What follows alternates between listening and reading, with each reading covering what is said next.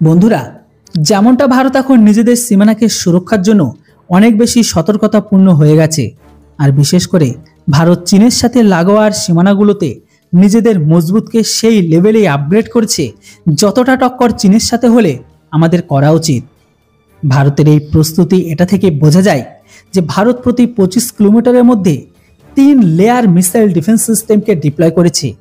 এখানে ঠিক তেমনটাই হয়েছে যেমনটা ইসরায়েল আজকের দিনে তাদের সীমানাকে মিসাইল ডিফেন্স সিস্টেম দিয়ে সুরক্ষা দিচ্ছে।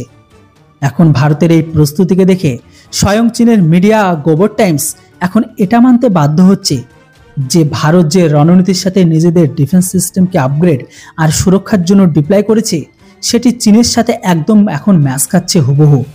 কিন্তু এখন আরও একবার ভারত চীনের সাথে নিজেদের ডিফেন্স সিস্টেমকে ম্যাচ করার জন্য আরও একবার 13,000 কোটির আধুনিক ক্ষমতা সম্পূর্ণ র্যাডার সিস্টেমকে মঞ্জুরি দিয়ে দিয়েছে।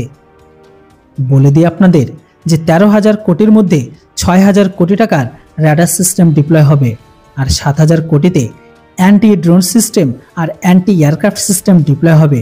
আর ভারতের ইতিহাসে এটা প্রথমবার হবে ভারত একই সাথে একই সময়ের মধ্যে নিজেদের অ্যাটাক ক্ষমতাকে বাড়ানোর সাথে সাথে নিজেদের ডিফেন্স ক্ষমতাকে বাড়িয়ে দিচ্ছে।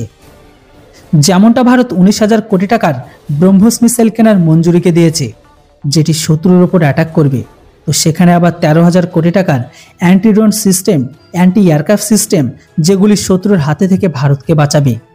আর ভারতের এমন প্রস্তুতিকে দেখে চীনের সাউথ চায়না মর্নিং পোস্ট তারা দাবি করেছে যে ভারত অনেক আশ্চর্যজনকভাবে নিজেদের রাডার সিস্টেম, মিসাইল ডিফেন্স সিস্টেমের জালকে গোটা চীনি বর্ডারে আমাদেরকে কাউন্টার করার জন্য বিছিয়ে দিয়েছে।